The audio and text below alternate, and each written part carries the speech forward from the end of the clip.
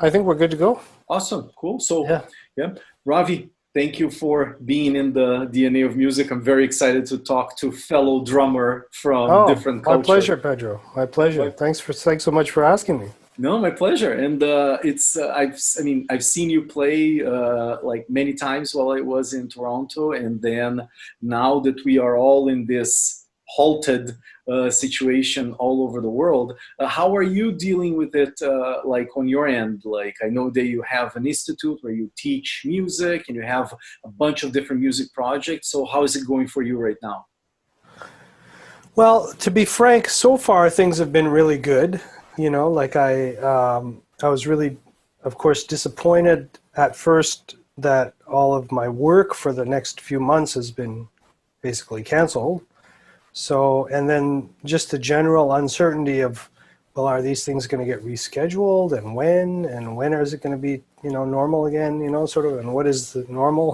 Mhm. All those kind of questions. So there's all of those, that uncertainty. And then, I look at the news and it's devastating. And the scale at which what is happening in the world, it's almost too much for the brain to comprehend, like when you look at the numbers of people infected and people that are dying, and it's just like, wow.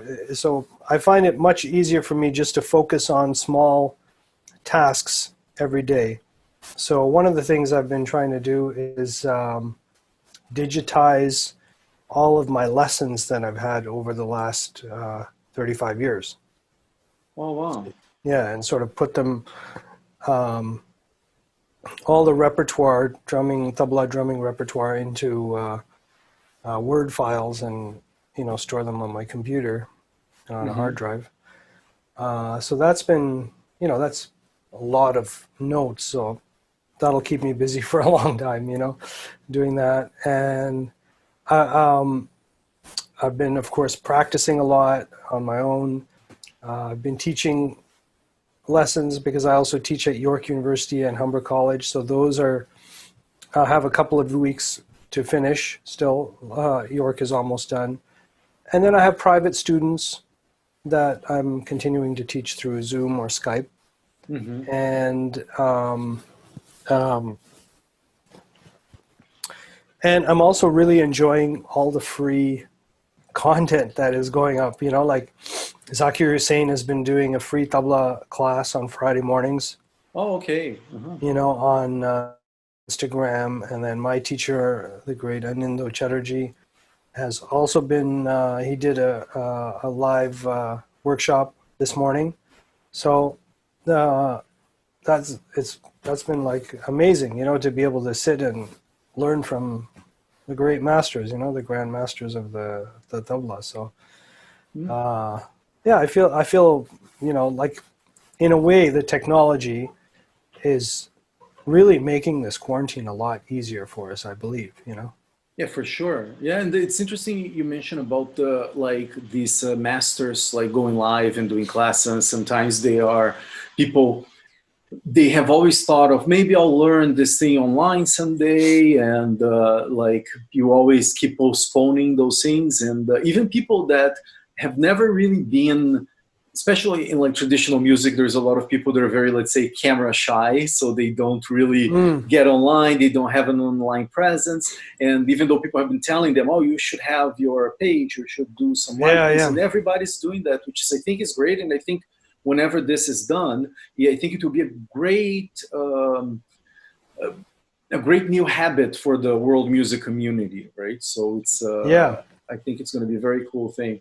And I guess we can talk a little bit like about your instrument, right? Like the yeah, tabla, that is yes, one of the most I guess amazing, and one of the few instruments I feel like, in, let's say, in the context of quote unquote world music, that even people that are not into learning like music from different cultures that have, I don't know, keyboard and guitar and drum kit and like those instruments, the tabla is one that people know, like they have seen, they can recognize the sound. It has been used in popular music, I guess, since the Beatles even like had right, the tabla. So I think that helped popularize a lot, and it yes, served as gateway drug to Indian music, and then to Pakistani music, and then to like all the kinds of inspiration. So can you talk a little bit about your instrument and your relationship to it?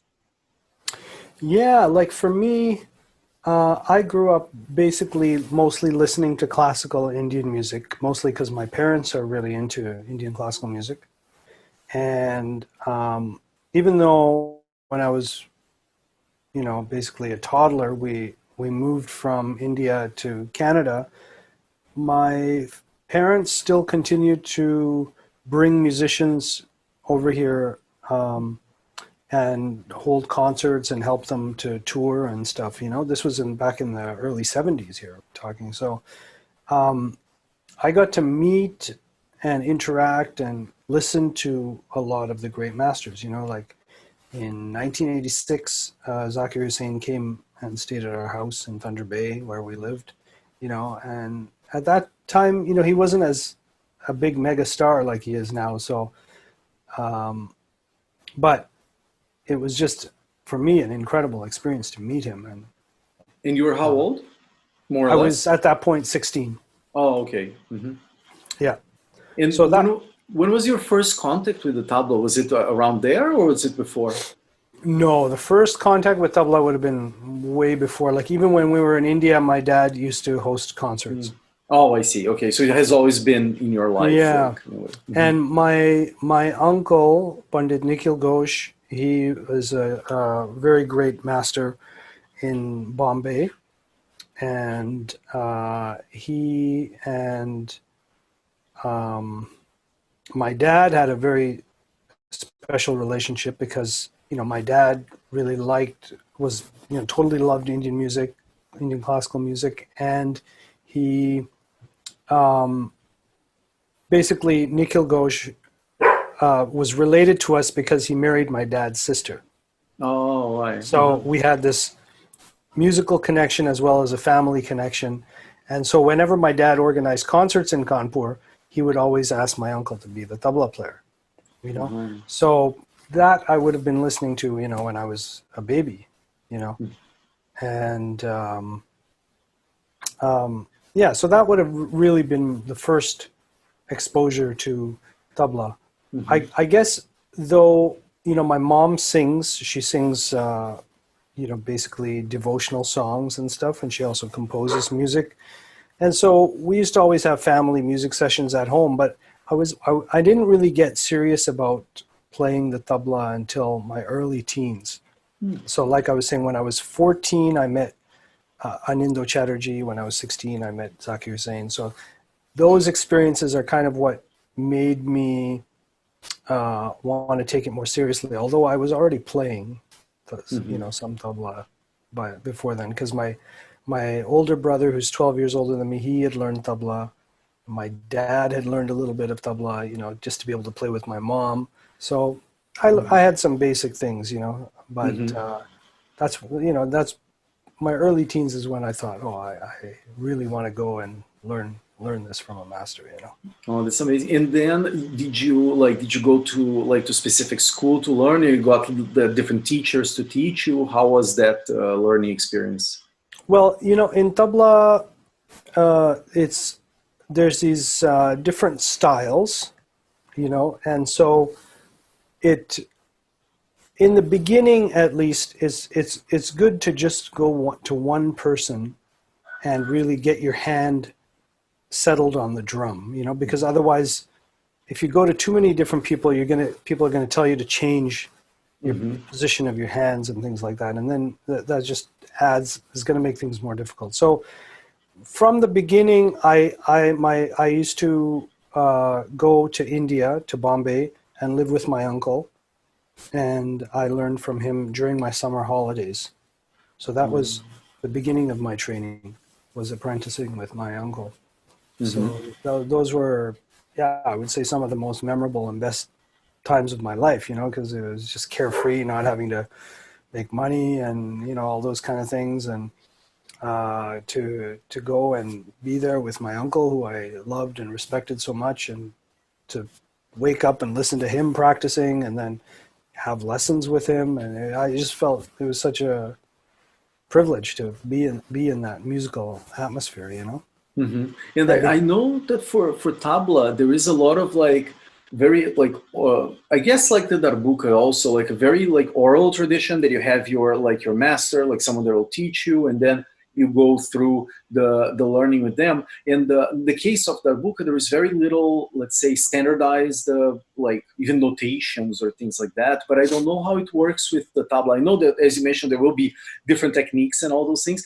But is there like, let's say, um, like standard notations or things like that that you use, or is it more of like, because I know that you can vocalize a lot of the sounds that you do on the tablet for you even to practice, well, right? yeah, we can vocalize everything that we play, and that's how we learn. Is first we learn the vocalization, how the phrases go against the beat, and then once you can say it successfully with the beat, then we learn how to play it on the drum. So you sort of Um, internalize the beat before you even the phrases before you even get yes, how to do it with your hands. yeah, yeah, because you know, unlike a lot of other drums, because the left hand, the baya, Mhm. it's got a flexible skin, so you can really bend the notes, and you can really get all the inflections that we use when we're speaking, you know, with the voice. So being able to say the bowls or sounds of the tabla is really important part of it, because then we want to make the tabla sound like a voice, you know, and it's speaking those phrases. So in terms of notation, there's not really a standard notation, you know. Like my uncle had developed a notation system, but I actually never used that notation system myself, because I kind of uh, I basically started notating things in the as best as I could, but then as I learned later on in my career, as I learned from some other people and got exposed to some other notation systems, I kind of took some of the best things that I liked from all of those and have my own system. You know, I mean, essentially, my writing is for me to be able to understand what I've Right. written, you know, because after 25 years, you know, you go back and look at some notes, and sometimes if it's not written properly, it's impossible to decipher it, you know. So Oh yeah, yeah. I tried to. I created like so far for an album like five solos that has to be like when you're playing for dancers, you have to play. Like in the case of the Arabic music, you in drum solos usually you're improvising, but when you're recording things and you want to choreograph, you yeah. have to write to do exactly. So then I created my own notations to see what I was going to do, and it works nicely. And but I think at the same time with tabla, as far as I know, is the rhythms and the rhythm, let's say, not only rhythms, I think it's even beyond that. Like it really has a progression that it goes through the music. So can you talk a little bit about before we show instrument and all that, but like, can you talk a little bit about the rhythm structure and what's considered like in how it applies in Indian music, like in general? Well, you know, it's because there's so many different tones on the drum. It the tabla language is so much like a real spoken language, you know, because we have you know, as many notes and expressive qualities on the drum as any kind of spoken language. So really what we're playing on the tabla are pieces of poetry. You know, they're like little poems. So all of the poems that we play on the tabla, you can divide into two different categories. One is themes for improvisation.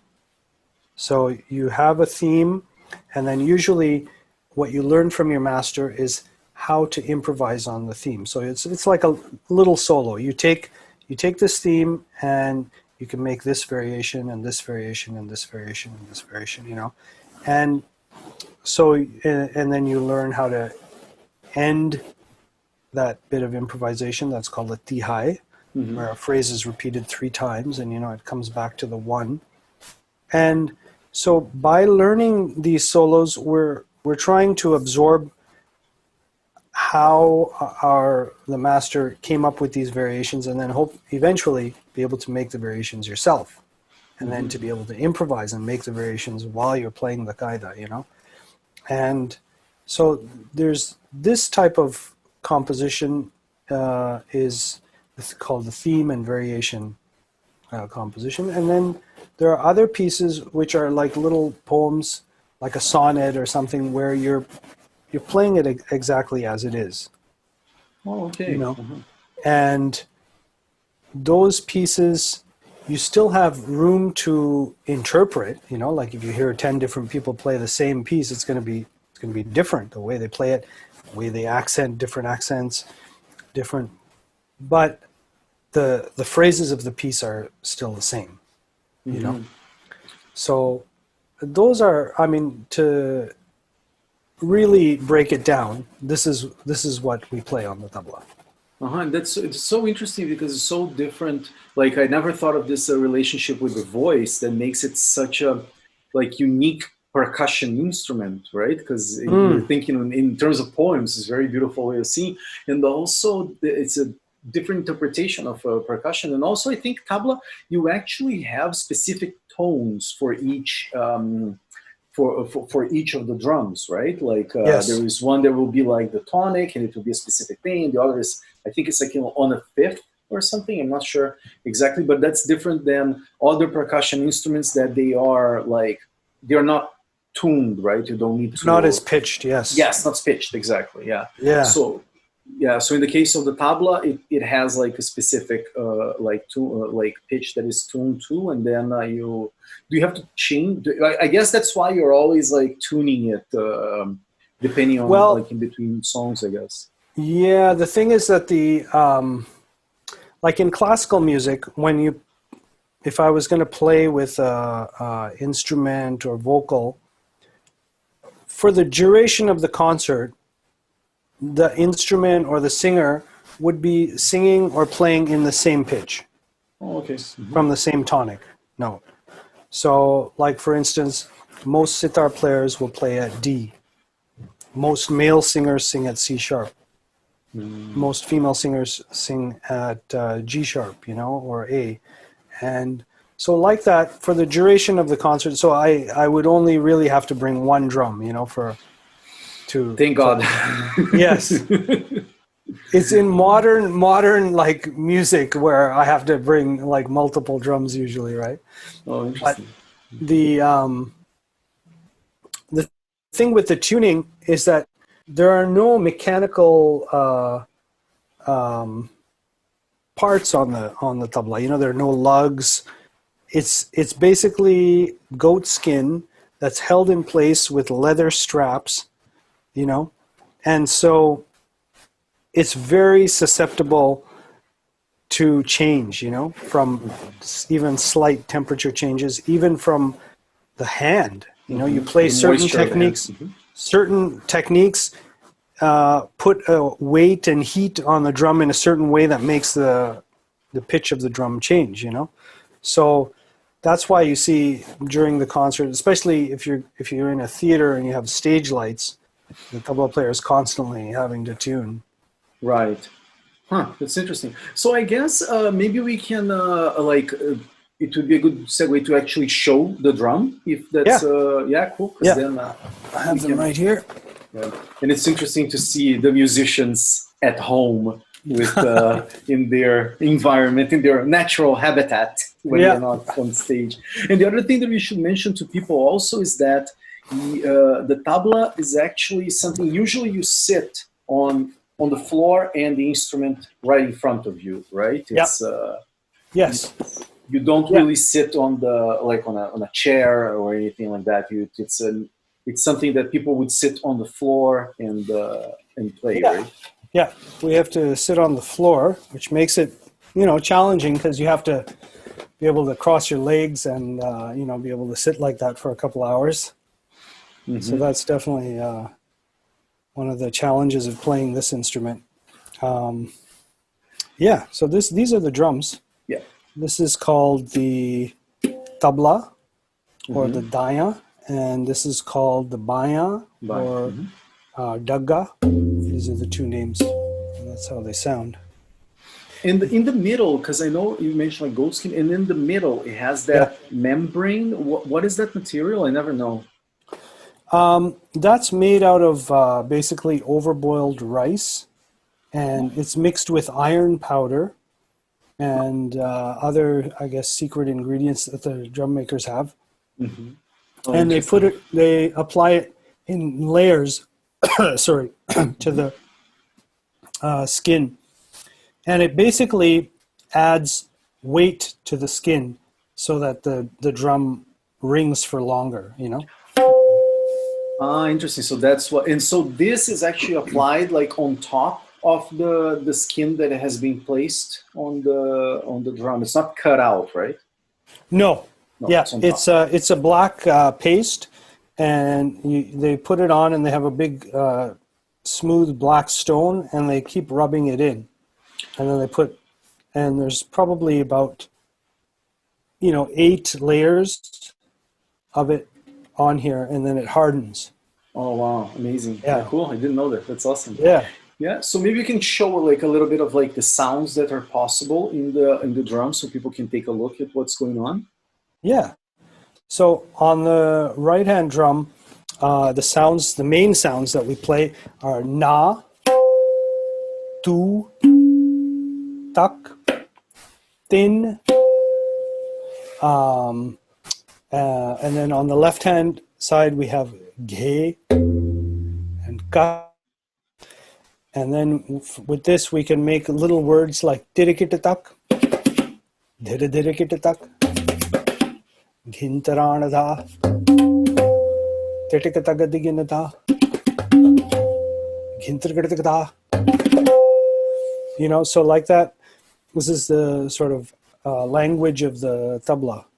Hmm. And one of the things that I notice is that it has like, for example, when you see, I'm always like comparing to other drums that I have familiarity with, but it's cool because it has both like finger techniques that you use, and you use the like palm, and you use slaps. You basically use your whole hand to do the sounds of the Yeah, tabla. yeah, yeah. I mean, nowadays, like in the olden times, there were basically these 7 different styles of playing, and they all had their specialties of techniques and whatever. But in modern tabla, we play, all the techniques and compositions of different styles. So yes, I mean, primarily our technique was represented by a certain style, but in order to be a modern tabla player, you have to kind of be able to play all over the drum Right. and in a lot of Because different contexts. you mentioned a lot about like specifically like Indian classical music, and I know that like there will be probably many differences between like northern India, then South India, and then like whenever it's like at the border with other countries, there will probably be differences. Would that be more on the folk side of it in Indian music, or like is there like variations according to region with the classical, or is it something that has been canonized into one style? Um, it's different. Like the music in South India and North India is very different from each other, Hmm. right? It's very different because it's in a different language. It's in different drums. Like they don't use the tabla in South India. Oh, it's mainly northern. I see. Yeah, Hmm. it's a northern drum, and um, the differences in yes in classical music, absolutely there are different. For instance, you can say, describe the different styles of singing and where they originated from in India. You Uh-huh. know, now a lot of those things, like similarly with the tabla, it was basically that there were these royalty or seats of power in those cities, right? Hmm. Like in Delhi, in Lucknow, Farrukhabad. These are all the different styles of tabla. And in back in the day, those places there was some sort of patron, you know, Hmm. and he was employing music because all of the rulers in India, they loved the arts, so they all would have musicians, and so that's how those styles started, is that these people lived in those cities and they developed a particular style of playing the instrument, and they were aware of other cities and what was happening, even though travel in those days would have been, taken a lot longer than it does now. Hmm.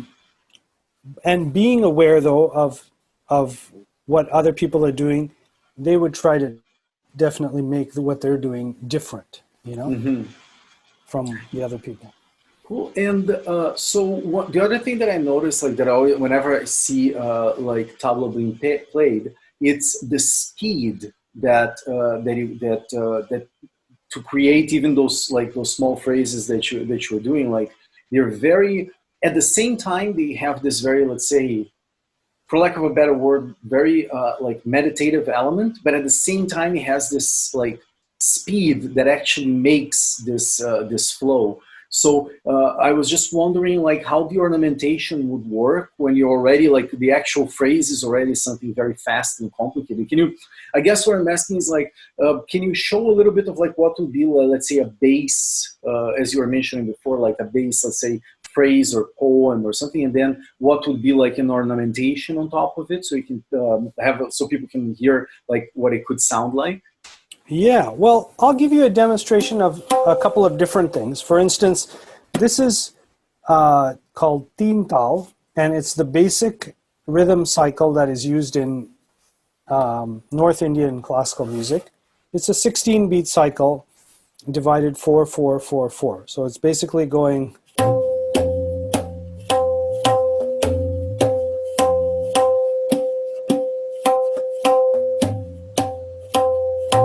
2, 3, 4, 5, 6, 7, 8, 9, 10, 11, 12, 13, 14, 15, 16, 1. Now, this is just playing very straight. Now, if I ornament,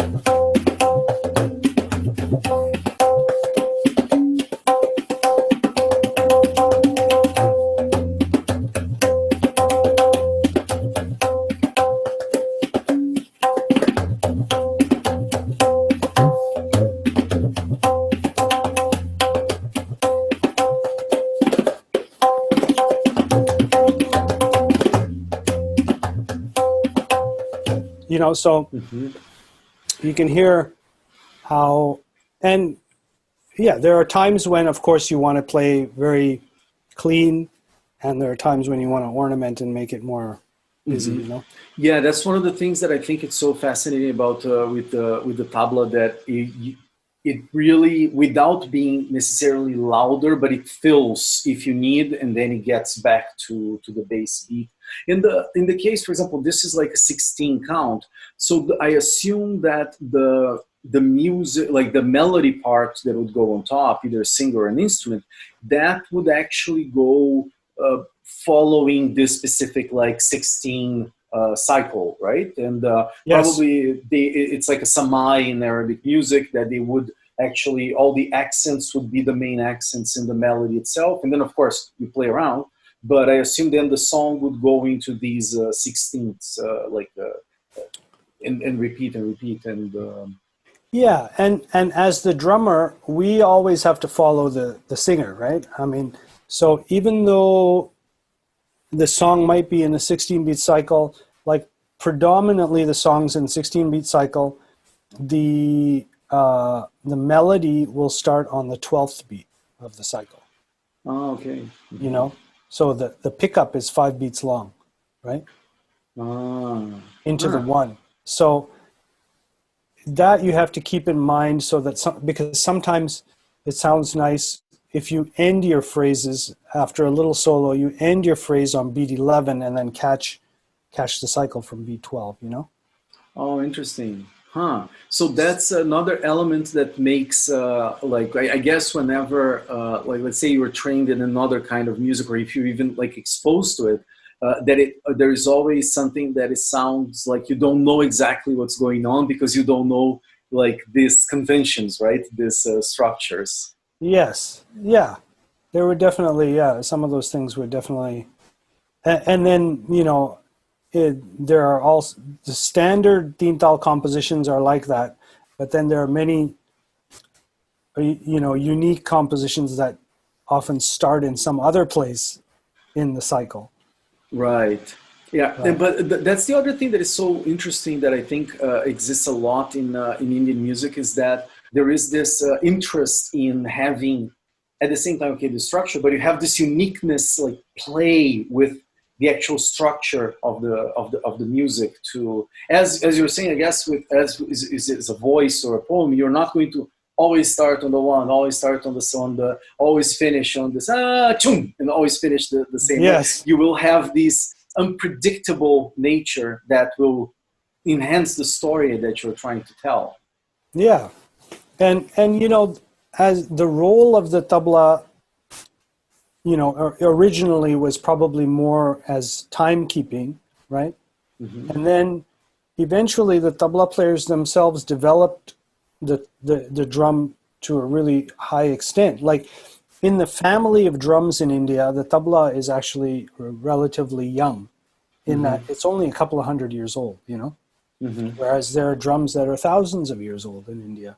So, but the tabla came about because there was a new type of classical singing called khayal, and that type of singing was more light compared to some of the older singing, which was very, very kind of heavy and Mm-hmm. yeah. And so, and it all the singer to improvise and to be more original in the presentation of the songs. So that's kind of the tabla became popular at that point as the accompaniment to those type of songs. Hmm. And from there on, tabla players began to look at all the other drums that are around in India, some folk drums like the dholak, some classical drums like the pakavaj, and also there's a stick drum called the nagara. So Hmm. a lot of the rolling patterns we play on the tabla are from the nagara, you know. Oh, interesting. Mm-hmm. Yeah. And then the bayan, keeping the left hand like this, that's from the dholak, you know. And from Pakavaj, we have a lot of the compositional styles. So the tabla began to borrow from all these other older instruments, and it created its own language and developed to a really high extent. And now in modern times, because of people like Ravi Shankarji, Ali Akbar Khan Sahab, all of these great maestros, they, in their performances, gave the tabla players more opportunities to play and improvise and interact, right? So because previously the tabla player would have just still been just playing time, but now they were featured almost equally on the concert stage, you know. Mm-hmm. Yeah. So No, I was that just going to is mention that there is some parallels with even now that I think about it, even the darbuka, like it was before, like even the 30s or 40s. It was basically an accompanying instrument for like folk things, and okay. before it was the rick, and then slowly the darbuka started becoming like a more, let's say, sophisticated like sounds and people doing like more be more representative. But it's more in popular music, in classical Arabic music. It's still the rick, Hmm. the main instrument. But it's just interesting to see how, I guess, over the last few centuries, people like drummers have risen up to. Yeah, yeah, yeah, totally. The tabla has like so popular now, right? Like everybody is learning tabla, and there's so many people. Well, like when you go on to those Zakir Hussein's Instagram live, I mean, there's thousands of people all over the world, watching that, which is pretty awesome. Yeah, and for you, like one composition in tabla, is there like a specific length of time that a composition would take, or is it depending on the or like on the composer, or like when you're playing? Is there like a length that people would aim for? Well, like the compositions where you're improvising, those that's totally up to you how long you're going to play. But average length, like let's say if you play a 1 hour tabla solo, then the average length of one improvised piece will be about, less than 2.5 minutes. Oh, okay. Hmm. Part of it is that because it's played very fast, Right. right? So even in at a fast speed, there might be, you know, 10 or 12 variations on the theme, but still, because of the speed, it goes by really quickly. Right. Yeah, and I assume it would be very hard to keep it more than that time, especially with the speed that like you guys play, like the tabla. It's quite Yeah. humbling. Well, I'm not definitely not a fast player, like compared to most tabla players, like my teacher. I feel like I'm playing in slow motion, really. I mean, I feel the same. but there's other things that knowing the limitations of my hand, I've tried to learn a lot of repertoire and also work on having a really nice sound, Hmm. right? Getting a nice sound from the drum, and also being a very supportive player to whoever you're playing with, right? I mean, because some tabla players, have a lot of chops, but they're obviously not listening to the person they're playing with. They just want to show off what they know. So Yeah, that's one of those things that is so interesting whenever I talk to any kind of player, but especially percussion players, because we can sort of take over music sometimes if we can, like, and yeah, how important it is to actually listen to what other people are doing, and how much once you master the instrument to a certain level, it's all about your personal expression and your interaction. And I find that drummers, because there is like this beat, the support, they have usually this thing, if they're doing their job correctly, they're yep, like, they are trying to enable everyone around, and you were aware of every single instrument that is playing, and yeah, trying to bring it to the whole to be a good, instead of being just your, oh look how great I am, right? yeah, yeah, yeah, yeah. In terms of in terms of, like, let's say classical Indian music, for people that would like to, let's say, start taking a look, and they like the tabla, what other instruments would be, let's say, part of the ensemble? So there would be voice, there would be the sitar. Is there other instruments that would be like specific, let's say, traditionally part of the of classical pieces? Well, traditionally, Indian music is basically a very much a solo kind of art form. So, in an ensemble, you typically, with a singer, you would have the singer, and you would have a instrumental accompanist. So, either the bowed instrument, the sarangi, Hmm. or the harmonium, which is a more recent instrument, which is a keyboard instrument. So you would have that, and then you would have the tabla. That's it. So it's a trio, you know. Hmm. In the case of sitar, it would just be the sitar player and the tabla player. So it's really a solo tradition. Occasionally, you hear like a duet with sitar and sarod or something like. I mean, the best of that was Ravi Shankar and Ali Akbar Khan, Hmm. because they learned from the same teacher. So they had the same training. They used to learn together. And, you can hear them. One guy finishes the other guy's idea, like they just knew where it was going all the time. But that level of duet playing, I've not really heard Hmm. in anyone else, really. Yeah. And so, like, in your case, you are like, so you lived most of your life in Canada, and you eventually went back to India for a while to learn and everything. Yeah. And what are the projects that you are working on? I know of a couple. Like, I know that you work with like Near East, and which is more of a fusion kind of a thing. And Yeah. so, in terms of, let's go start with like more classical things. Like, what kind of work are you doing, and then let's get into the like all the fusion things that happen, Yeah. because in Toronto, that's what Of happens. course. Yeah. Yeah. Well, um, In terms of classical music, I have a school that I've started with another musician. He's a singer, Shoshendu Mukherjee, and he moved here from India a couple of years ago now. And he's a very, very good and learned singer. So we get together and just practice together once a week. And we've Amazing. done that for the last year now, I think. I mean, well, I think only since this, self-isolating has started that we haven't practiced. So we're anxious to get back to it, of course.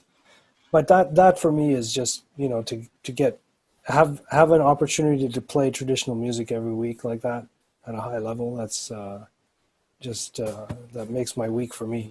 Yeah, and also probably something that it reminds you also of this family tradition of like playing and having people come over and play too. I assume it's something related to that too. Probably Yeah. some nostalgia from that those times. Oh, for That's cool. sure. For sure. Yeah. And then you have a school, right? What's the name of the school? The name of the school is Riyaz Institute of Hindustani Music, or Hindustani Riyaz for music. short. Yeah. Yes. Riyaz Yeah. Riyaz means practice. Ah, cool. All right. Yeah. Yeah. And we'll have like I'll put a lower thirds here so people can check it out and see. And are you teaching online these days with the school? Yes. Like, yeah, that's great. Yeah, that's Yeah. great. Yeah. I was teaching online even before the COVID-19 thing, but now, of course, all the classes are online. Just one like slight segue, like just to on the teaching because you're talking about it.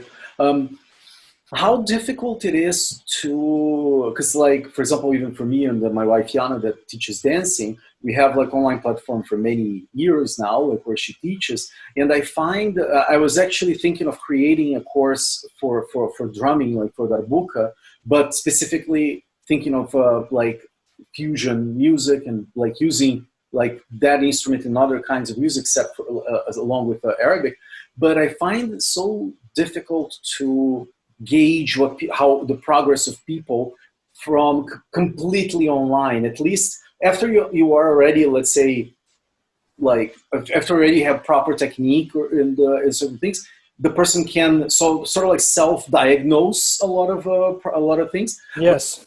for instrument that is so precise and so specific as the tabla, how is your experience with that? Just curious to see. Something that will evolve for sure. There are certainly limitations to the online thing. I mean, part of the thing is being able to play simultaneously together. Yeah. That's I think very important part of teaching is to play along with your teacher, and so you can see, what are you doing? How is your sound coming, matching with his, and how's the um, tone and the volume, and all of those things are important, which you can't get. And definitely, if you're right there, you can actually make physical adjustments. Yeah, yeah. Your finger goes here, like that kind of Yeah, stuff. yeah, Yeah. which you cannot do. So, definitely these limitations. But yeah, I probably, if you're sort of an intermediate level, it's an amazing tool. Yeah, especially because one of the things that I think like people usually disregard with learning, especially any kind of percussion, is how. And I saw this with drum kits that you see some kids learning to play things that before only the super big masters would be able to play, and now they're able to play as well because they see and they can put it in slow motion and they can Yes. really like see those things, and you can actually practice and review the video and go back to trying, review the video, go back to trying, which is one of the advantages of actual, unless you have a great memory with a live interaction with the teacher, you can actually like learn. So there is this give and take with online, right? You can come back to. Yeah. Yeah. I mean,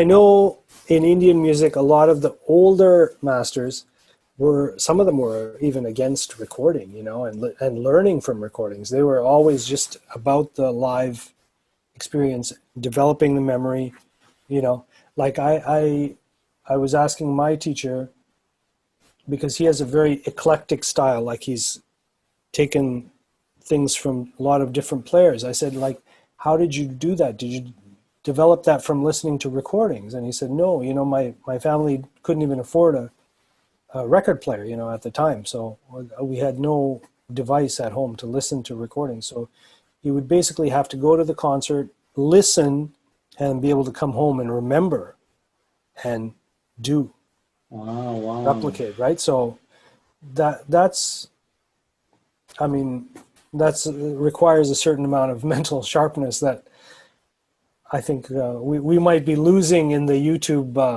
world, Hmm. That's very interesting because even now that you mentioned this idea that it's like related to the voice as well, the instrument, how it like these poems, it reminded me of this like old times when like Homer and like all those epics that were passed on like generation to generations, and even like not long ago it was common for people to have these great memories and actually practice this. And it's something that if you don't need to practice, you will not do it. Even in shows, like sometimes you will get, let me see this part, let me record it, and let me try to find it. So it's an interesting balance between doors that are open from ancient practices or the newer ones, right? It's Yeah, yeah, yeah.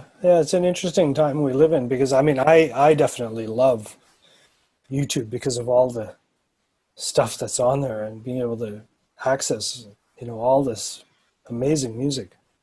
Yeah, and like so you have like your school that Riyaz that like does traditional music, and Yep. then I know that you also play with Demetrius and the Ernie that will be in the show too later. Then you Yeah. already interviewed, is already out. Oh, But nice. so in the Near East, you are like combining these elements that Demetrius plays, usually the oud, and sometimes he plays baglama or other instruments too, I assume, or Yeah. lira, and Ernie plays some sort of like wind instruments there. So can you talk a little bit about that and other groups that you're part of in terms of fusion?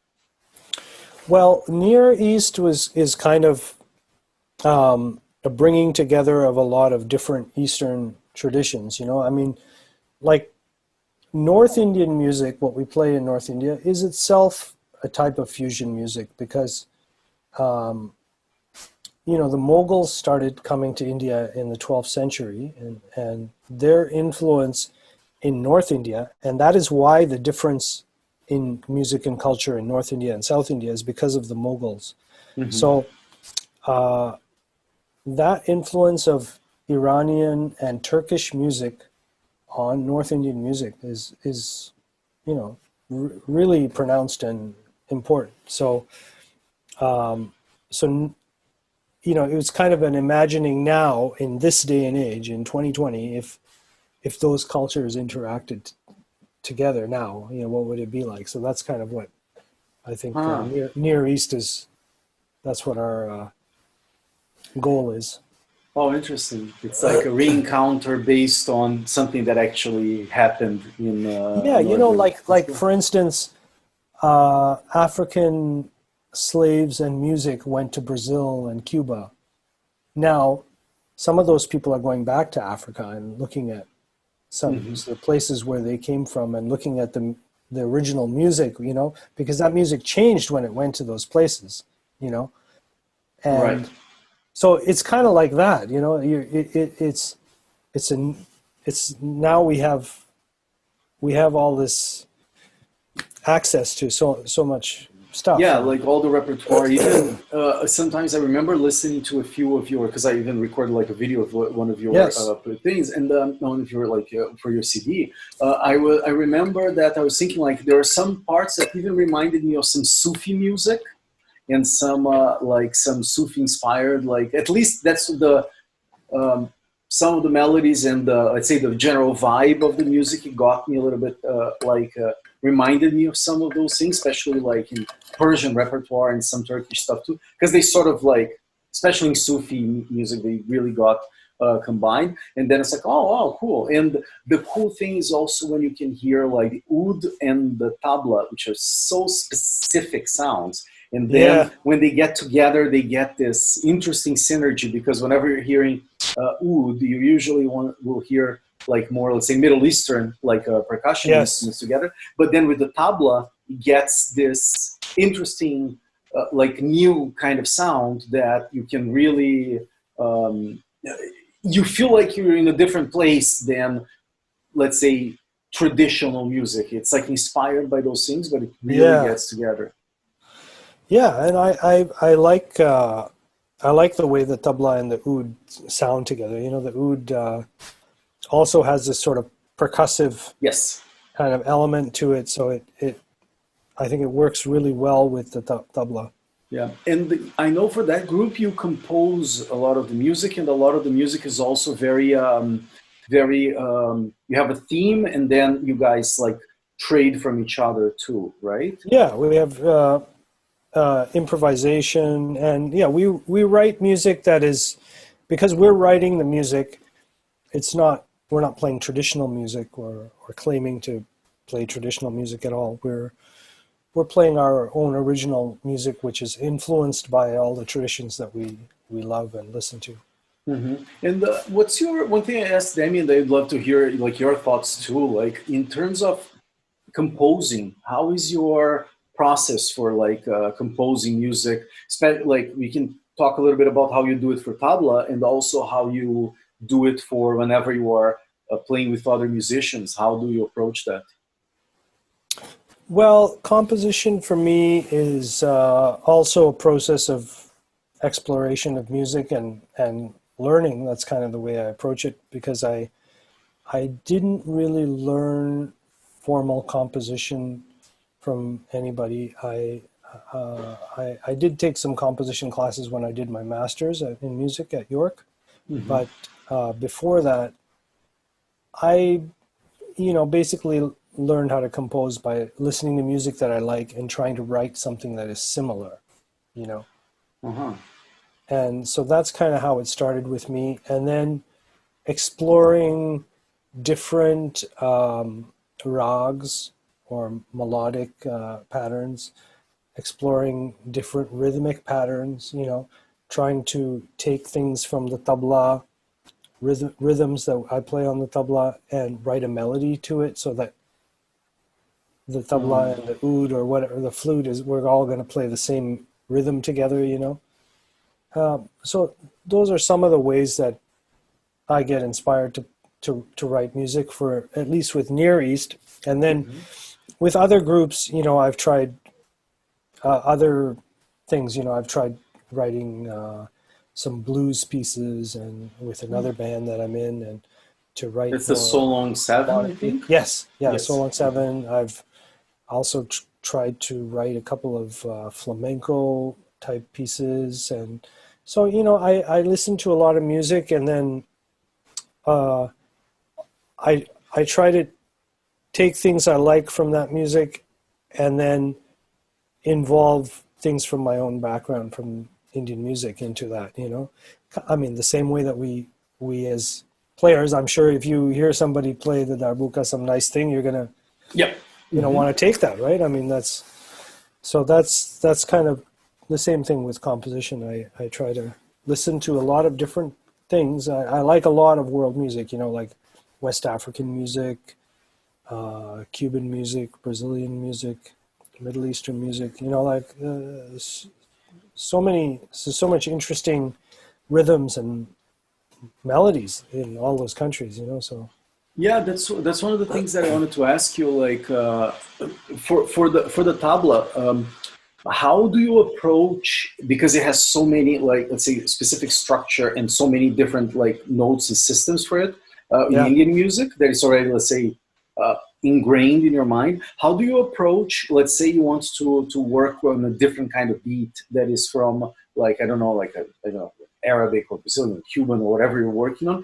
How do you approach, let's say, those more, let's say, standard, let's say, quote unquote, Western beats, or even Arabic beats? How do you approach the like playing them in the tabla? Because that's actually something that I was curious about. Like even if you can even show me how you would do like a 2/4 or 4/4 beat on the tabla, so that would be interesting for people to see.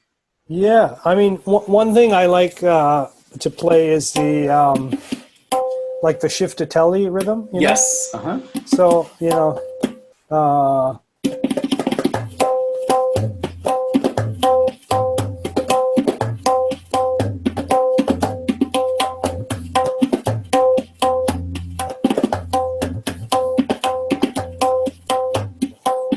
and just taking the rhythm and looking at some rhythms definitely are more easily translatable.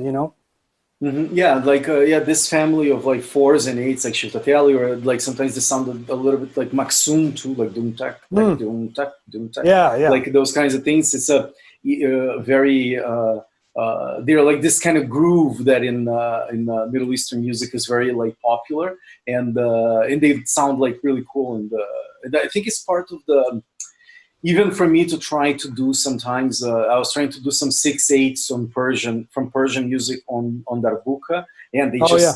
but they just didn't I couldn't figure out how to make them sound nice, because on the tombak they're very much more nuanced than Well, they have all those tight rolls and yeah. things that they do right in between the notes. So Yeah, it's a totally different technique. So I'm still working on trying to make this sound translatable in an yeah. interesting way, but we'll see. And the other thing I wanted to ask you, like in classical Indian music, is that I don't know.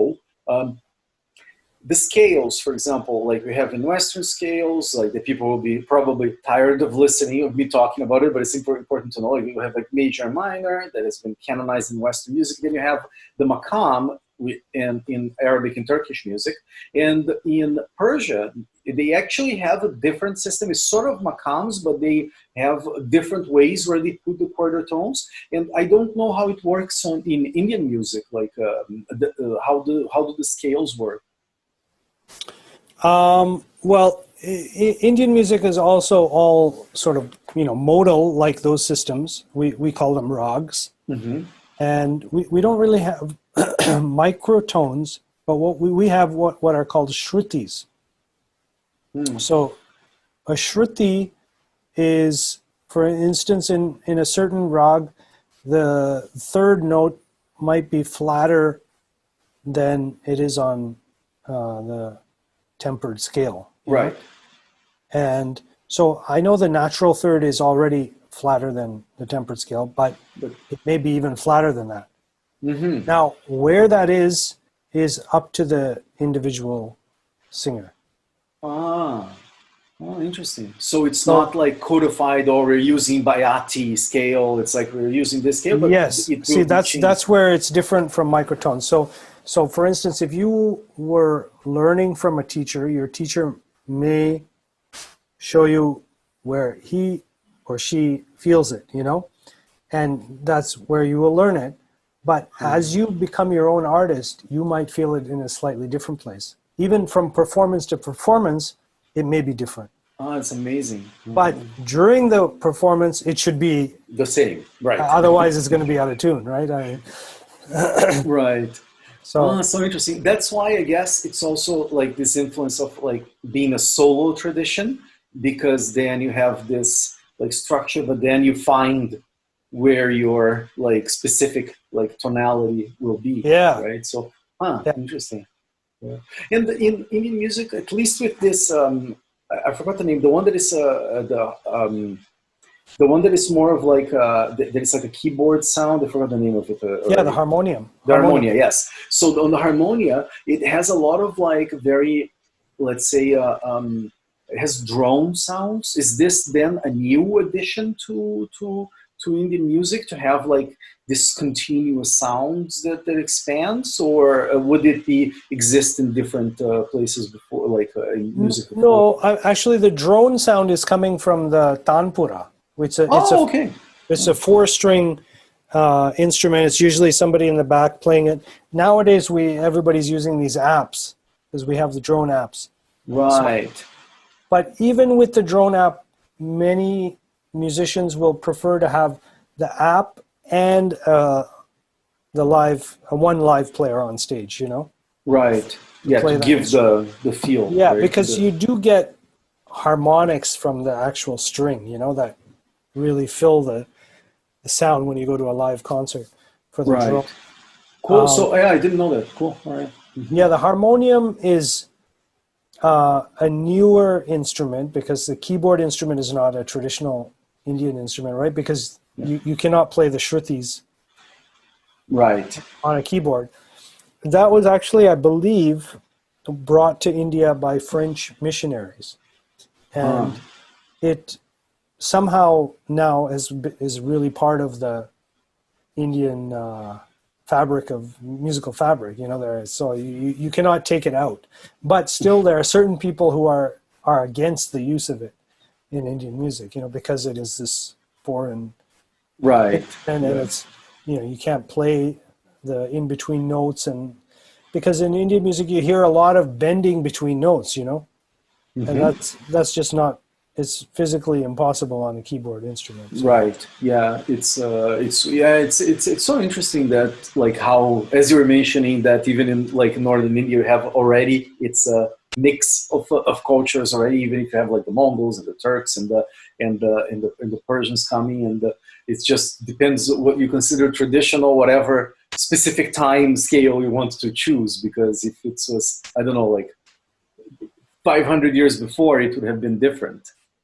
absolutely, you know, one of my friends got me this beautiful book. It's by an ethnomusicologist called her name is Bonnie Wade, and it's called Imaging Sound. So a lot of the history of Indian music, because there's not a lot of written histories, because that's not something that they valued so much. But what they have are these miniature paintings. So every king had painters and who would paint scenes of whatever was happening in the kingdom. You know, like if the queen gave birth to a child, then he would depict the uh, The moment. celebration. Uh-huh. And so in that, like during the birth of the child, you can see in one of the rooms there's a celebration and there are musicians and you can see the instruments that are being played, you know, like in the time of the Emperor Akbar. Well, they're playing nays and duffs, you know. They're not playing tabla and because that didn't exist then. So like from what I know, the Emperor Akbar was a secularist, Hmm. and I think the music that the royalty enjoyed was still pretty much Turkish Persian Right. primarily. And Hmm. then there was the native music there. And so Akbar, being smart, he knew that by combining cultures, that is going to be his strength. You know, not trying to overtake the Hindus or whatever, you know, to work Yeah. with them.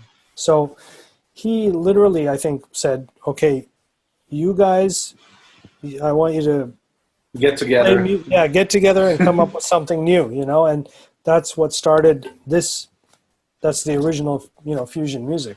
Yeah, that's amazing. That's really cool. Yeah, and it's so interesting to see. That's one thing I wanted to ask you because I like in I know more from like in like specifically my interest in like in Arabic music and Turkish music, but how a lot of you have a lot of, let's say, sacred music and things that are more related to let's say more religious aspect of music, or at least this quote unquote transcendental one. You have even like the like czars and there's all sorts of interesting things. And in Indian music, I assume because there is influence from like there will be influence from Islam coming from like with like the Persian courts and things like that. But then you have Hindus and you have, I don't know, like 1,000 different religions, right? In India, is there like a big impact in terms of like this instrument is for religious like ceremonies, or is it more of a mix and music is not necessarily something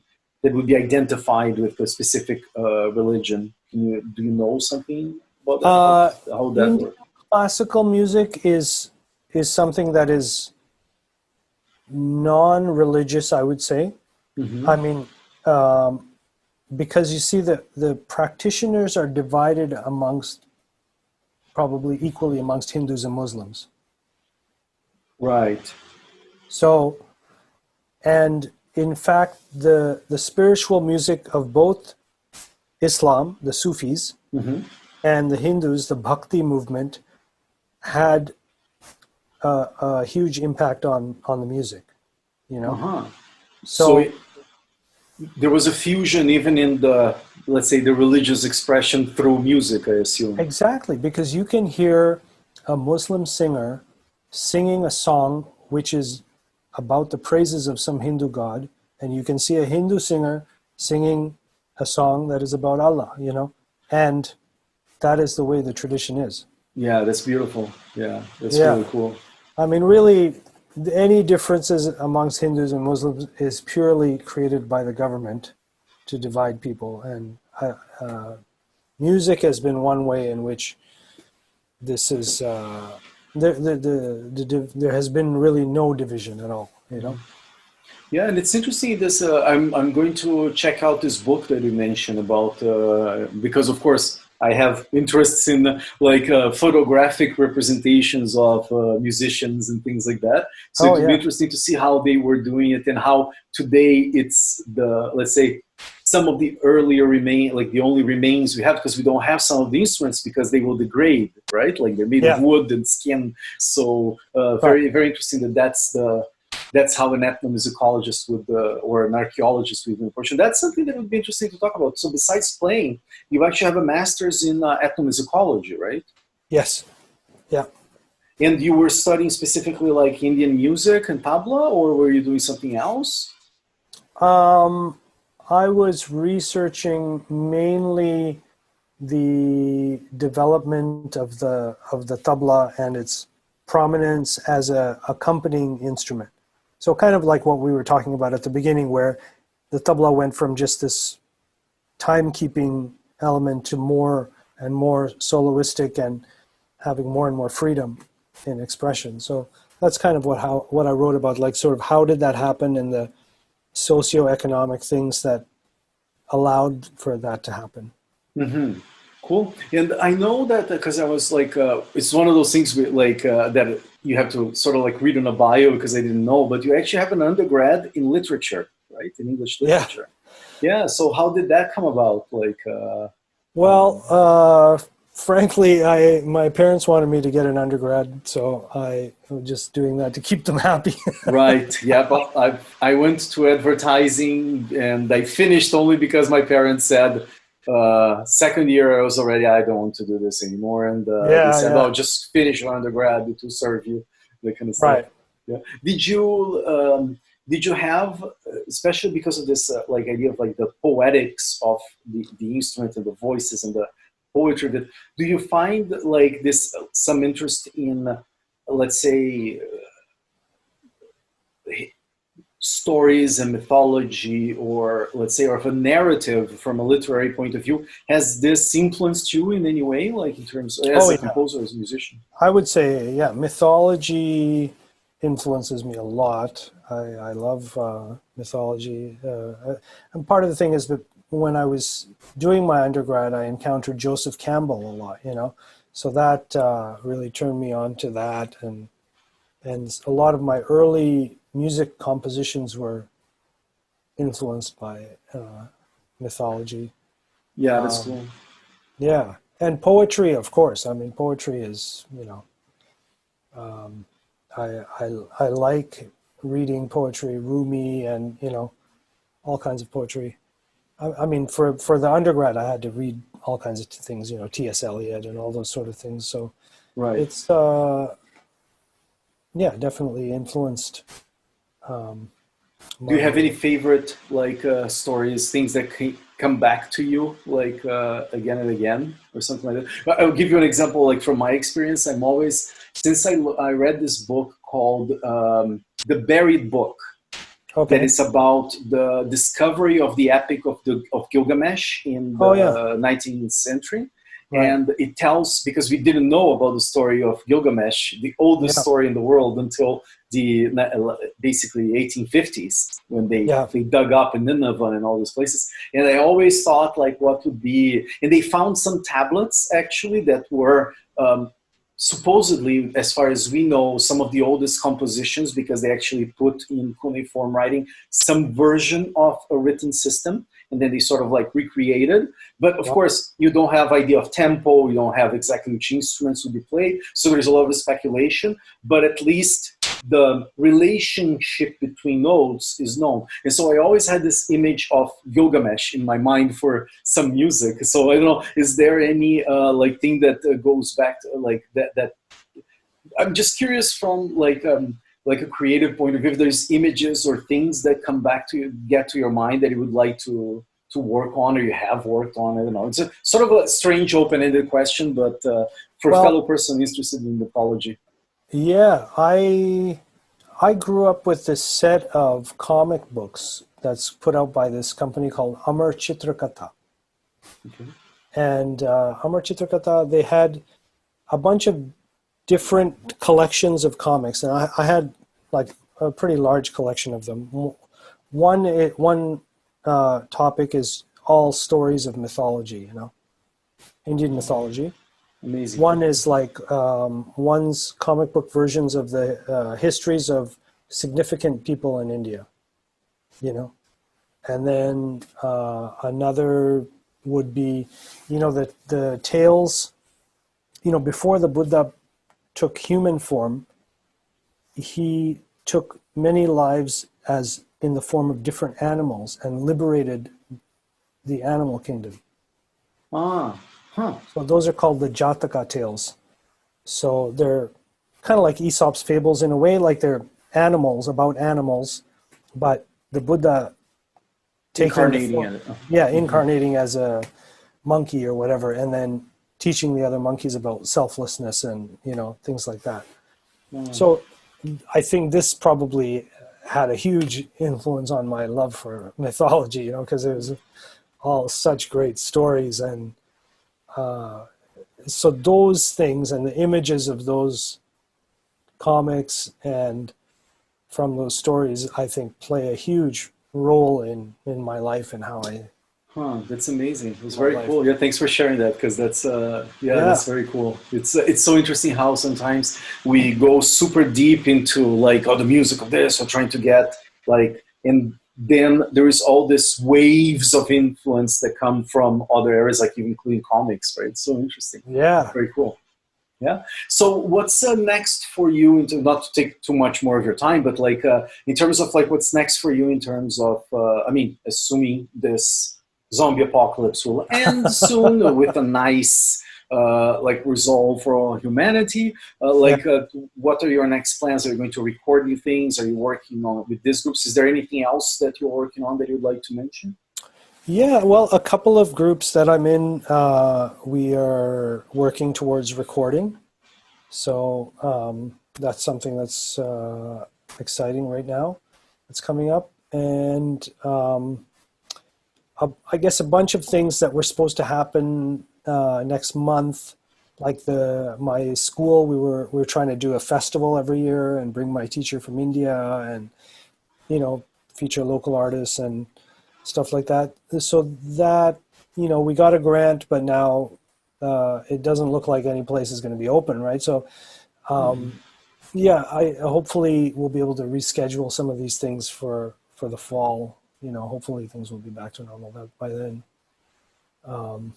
And yeah, So basically, it's on hold until like life as usual. Because I know you're a very prolific musician. You're always like working on like teaching and performing and working on creation of music. So it's basically on hold until this thing yeah. I mean, passes. like all of us freelancers, right? I mean, we just try to keep a whole bunch of balls going, and now suddenly all the balls have come down. So, Yeah, and but that's we're what I was just going to mention. That's one thing that I was talking to Damien. He was talking about this idea of like funding for the arts in Toronto, like in Canada. We are yeah, like very blessed. I mean, even if it's not that much money, at least there is some money to the creation of music coming from the government. And I know that yeah, a lot of people are trying to be more entrepreneurial and try to like procure funds from other sources and things. But yeah. yeah, what's your thoughts on like funding for the arts in general? Like, because we have this images, as you mentioned, with like courts that would have like musicians and they would have things, and it's something that we sort of we sort of have with the festivals like in Toronto that they really contemplate a lot of things from different cultures. There's music going on all the time. But do you Yeah. have any thoughts you'd like to say about like funding for the arts in general? Like sort of an open-ended question. Just curious to see what musicians think. Well, I mean, I think we're pretty lucky in terms of living in Canada because there is a lot of funding for the arts. And I am not going to say that it's a perfect system, but at the same time, I think it's a system that is at least aspires to generally be fair and treat everybody equal. So we all, you know, can compete and stand a chance of getting some funding for our various projects. So I think that's a good thing because if unless you're doing something that is very commercially oriented in art or music, uh, I think a lot of the things that we do wouldn't necessarily be huge money makers. They're more on the artistic side. So we are lucky to have funding that allows us to take our music over to Europe or other parts of the world and to make recordings and to explore and research various aspects of our art and to go back and learn from our masters, and things like that. So I certainly have benefited a lot from those things, and Mm-hmm. I like the milieu musical thing that in Toronto, because I think it's pretty unique. Even talking to people elsewhere in the world, like even friends in New York or California, I think what we have here is pretty unique. Yeah, for sure. That's one of those things that keep coming back. Like even with like my group and all the groups that start working in Toronto, because we have this. I don't know, this community of literally like world class musicians from like all over the world. So if you want, I was even mentioning to a friend of mine that plays canoe that I was saying, oh, I know more canoe players than I know guitar players in the world music scene in Toronto. And it's like, and if you want to see like a sitar or even the Persian sitar, which is a different instrument, or if you want to see someone that plays like a Cretan lira, there will be like two players at least. Right. And the people that either they are, let's say, masters on the subject, or at least they studied. They are like direct students of masters in their like original traditions, and people are usually very open to, oh, let's jam, let's see Yeah, what we yeah, can do and see what happens. So it's a very cool experiment. And the one thing absolutely. to do, like I wanted to, I will borrow a question because my wife Yana, she does a podcast that she interviews dancers, like specifically in Oriental dance, but she then from dancers from all over the place. And she usually finishes her podcast with a specific question, then they will adapt because I just had this idea, and she'll probably laugh on the next room. But I think it applies like my version of this question is like what do you find like unique about like the tabla or Indian music, something that makes you like be like in love with it and to practice? Like, is there something that you can express in a verbal way about like how you feel about this music? Something you would like that people that would listen to would share this love with you? It's a little bit of a open-ended question about love for music, but I'm curious to see. You're the first one I'm asking this, so let's see how that Okay. goes.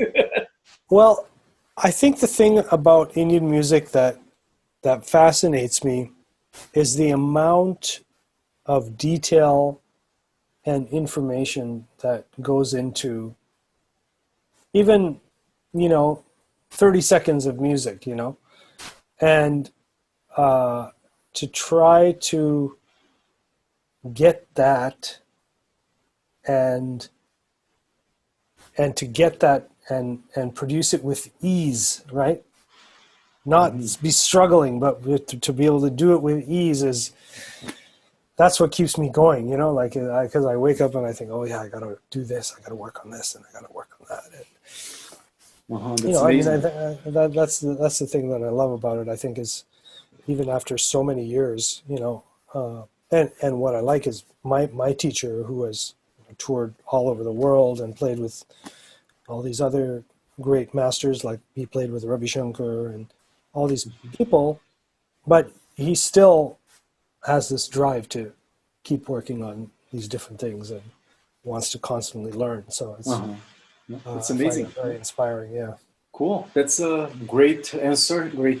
Glad I got the idea to. I stole the idea. Great artists steal, they say, right? That's right. Yeah. So one last thing. So if people want to find out about your work, we'll have links like on description and everything. What's the best way to like see your work, contact you, follow you? Probably on my personal website, which is ravinaimpally.com. So that's probably a good place to keep in touch because it's got links to my school. It's got links to All the music projects, everything. yeah, Perfect.